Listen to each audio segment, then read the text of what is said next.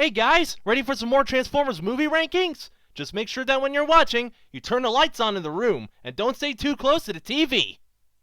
Previously on this ranking series, I covered the 1986 movie, which was awesome, the 2007 movie, which is flawed, but it was really good, the sequels, which all sucked to varying qualities, and I am ready to talk about the best ones yet. Finally, let's get to it. We roll out. What? Transform and roll out!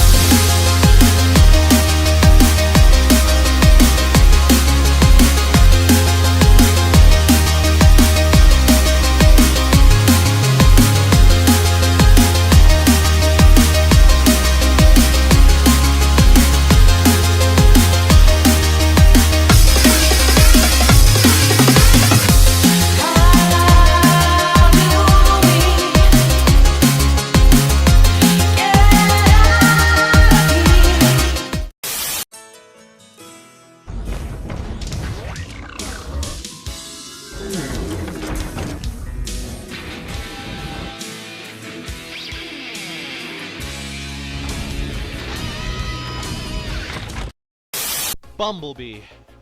Oh, Bumblebee. A refresher after 5 live-action movies with rotten scores and divided reactions, only to give us a film that can unite us for giving us a good movie with an awesome opening sequence followed by an 80s throwback, followed by just I love it. I love it so much. When I saw this in cinemas, like, oh, everyone was right. This is the Transformers movie to be hyped for. I was a fan of Kubo and the Two Strings, directed by Travis Knight, and when he was gonna make his jump to live action, oh, I need to see this movie right now. I need this movie in my veins right now. When I was 16, I ate that shit up.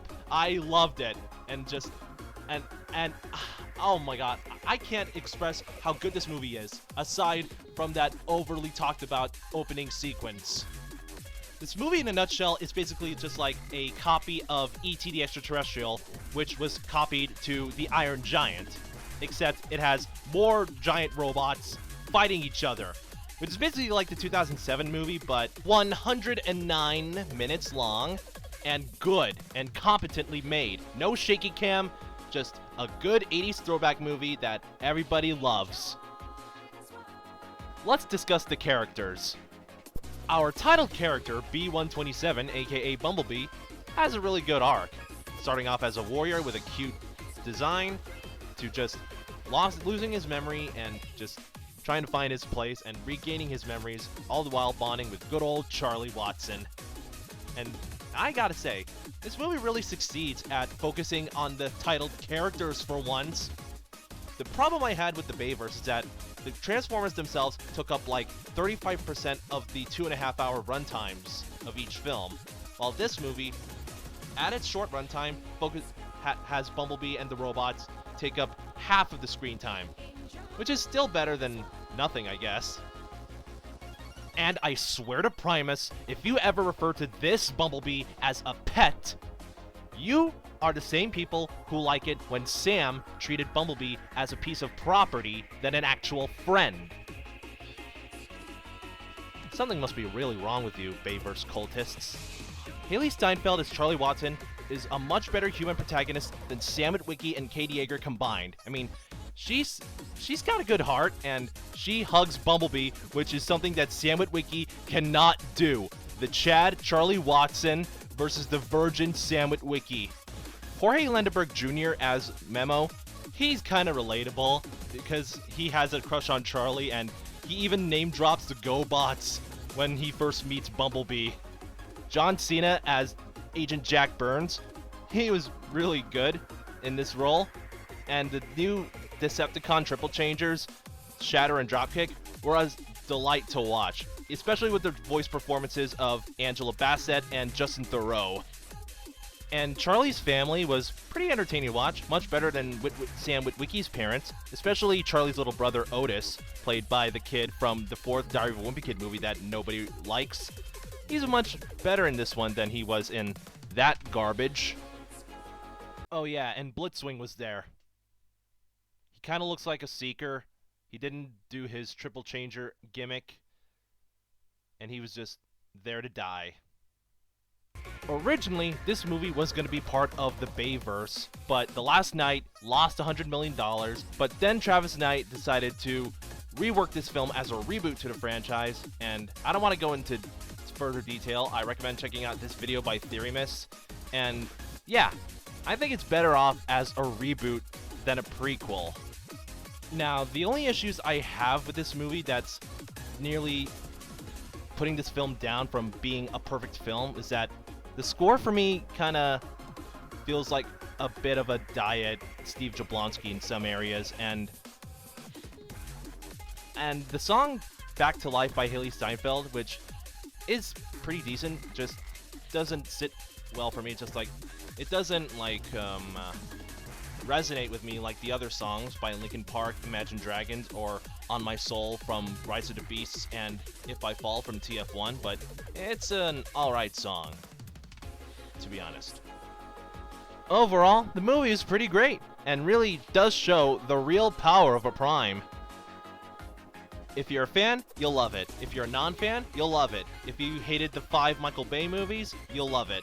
If you love the 80s, you'll love it. Overall, this movie is a really, really, really great movie.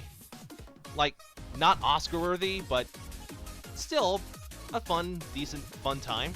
And it kind of sucks that it got moved to December in competition with Mary Poppins, Aquaman, and Spider-Verse. But I enjoyed Spider-Verse and Bumblebee. Aquaman was just okay. But yeah, you get my point. Win a trip to New York with Transformers Snack and Transformers Rise of the Beasts. Before I talk about in detail on why I like Rise of the Beasts, I am aware of the comments Lorenzo Di Bonaventura made about the film being either a reboot or a prequel. It's best that he keeps his mouth shut and let me enjoy the movie. Okay? Let's get to talking about Transformers Rise of the Beasts, aka my personal favorite live-action Transformers movie. This was, without a doubt, one of my most anticipated movies of 2023, along with Barbie, Oppenheimer, Across the Spider-Verse, and Mutant Mayhem. And like those movies, they really lived up to the hype. Like, in a nutshell, this movie is basically everything the Bay films did, but better. Like that one scene in The Suicide Squad where Bloodsport and Peacemaker have a talk like, he does exactly everything I do, but better. But that was like the Bayverse and the reboot verse in a nutshell. The reason why this film is better than the Bay films is because that it is around 2 hours long, it has less humans, they are not annoying, you can like them, and they focus on the Transformers more. And that's what a Transformers movie should do. Focus more on the Transformers and make the humans likable and not annoying as hell. I really enjoyed Anthony Ramos as Noah Diaz. Maybe it's because of my love for In the Heights and, of course, Hamilton, because I really enjoyed Anthony Ramos' performances as Usnavi and Philip Hamilton. And he is, like Charlie, he's got a good heart. And I really enjoy Dominique Fishback as Elena Wallace, because she isn't a forced romantic interest, and she does her job quite well, and she does give a good performance. And of course, the Autobots. Optimus Prime is just, take his arc from Age of Extinction, but don't make him a bloodthirsty Autobot who hates humans. He just has a genuine dislike towards them, even though he is aware that Bumblebee did make friends with Charlie 7 years ago. Mirage, he is one of the best Autobots in this film, and Pete Davidson's performance really highlights how awesome he is. RC, nice to see her in her accurate G1 form, and she is more like a better bike. She's one of my favorite bike formers since Transformers Prime, and not this one-wheeled abomination from Revenge of the Fallen. Wheeljack, I love Pablo. He has one of the best redesigns in the reboot verse. Bumblebee just dies, and that sucks because we spent like one movie with him, and a real shame because we needed to sideline him and give space to a Mirage. But that's okay. He comes back in the final battle set to the needle drop of LL Cool J's Mama Said Knock You Out. And he was really awesome in that one scene, especially when he helped Noah fight off the Terracon armies in the final battle. That was a really awesome scene.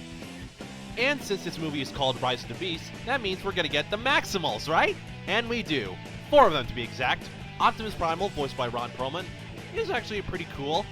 Air-Razor, voiced by Academy Award winner Michelle Yeoh, was just there to dump exposition, get possessed, and die. And Cheetor and Rhinox, they had some cool moments in the final battle, but they barely had any dialogue. And I do believe that Rhinox only spoke one line during the final battle, where he's all like, "We'll clear the way," voiced by David Sobolov. And I really wish that I really wish the Maximals did more in this movie, but they served their purpose quite well. As for the Terracons, they were awesome. I loved Peter Dinklage as Scourge and his awesome truck mode with the various insignias on his grill and on his robot mode. I really love how they incorporated Nightbird into this movie, especially with her awesome lines like, leaving so soon, or "I'm getting real tired of you humans." And the fact that she's voiced by a trans woman really makes her amazing. And Battle Trap was just there, and at least his Studio Series figure was pretty accurate to the movie. And Coleman Domingo as Unicron. Let me just say that they handled Unicron better than in The Last Knight, because this is the Unicron that we are all too familiar with, because it's just a giant planet consumer, and that's it. That's what Unicron needs to be. Not Earth, just a giant planet and an enemy of Primus. And here's one thing that the reboot verse does better than the Bay films. Another thing. They all talk in vehicle mode. In the Bay films, the only characters that talked in vehicle mode were Skids and Mudflap in their ice cream truck mode, RC and the Twins, and Bumblebee through his radio, and Hot Rod in The Last Knight. That kind of sucks. I just really need more scenes where Autobots and Decepticons and whatever factions talk in their vehicle mode. Give us more of that in the next movie, please. One thing in the film that really divided audiences, both fans and non-fans, are the use of VFX. This is the first Transformers movie to not have ILM do the VFX, as they were done by 5 studios: MPC, Weta, Onyx, Third Floor, and Howlin' Entertainment. And they do a good job, and I think that you should get more than one VFX company to do the VFX for you, because it can be really tiresome if you just rely on just one VFX studio, because you gotta do like more than one, logically speaking, and you should really treat your VFX artists fairly.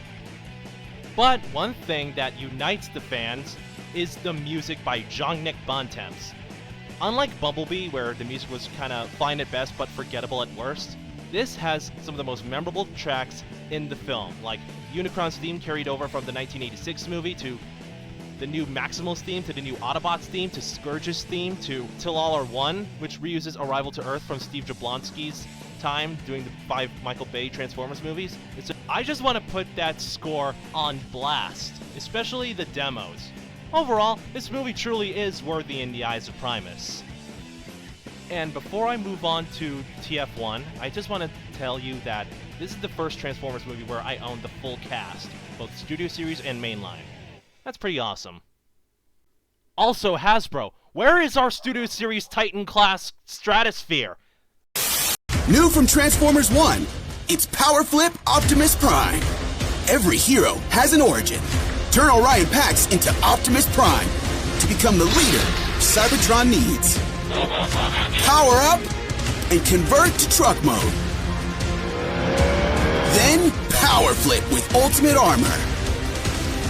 4 modes, 1 iconic hero with the new Power Flip Optimus Prime from Transformers 1.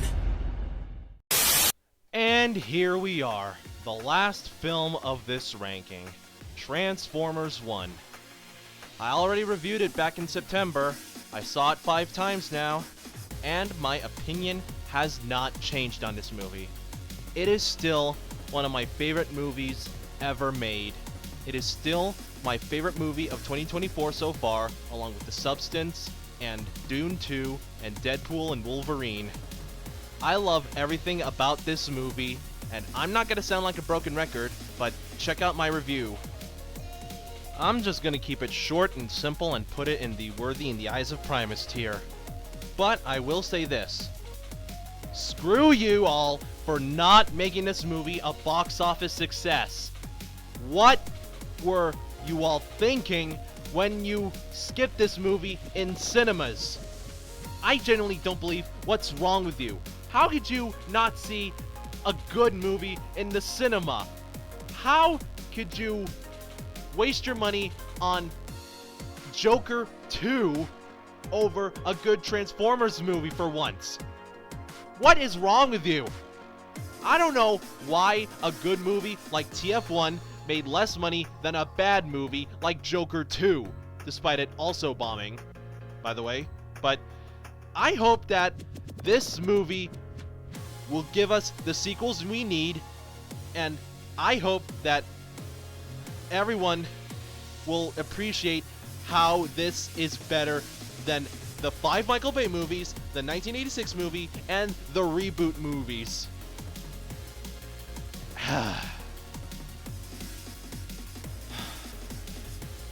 But at least we can all agree that it made more money than Megaflopolis. Screw you, Coppola. So, what have we learned in this 3-part journey? The 1986 movie was fun. 2007 was pretty good. The sequels can suck at a varying degree. The reboot verse was a breath of fresh air. And TF1 was just a gift from Primus. Overall, I hope these movies get better and better. Keep the same level of consistency that Bumblebee, Rise of the Beasts, and TF1 gave us. Overall, it was fun talking about these 9 movies with you. I'm Blue Boy the Nerd. Enjoy yourselves, and peace!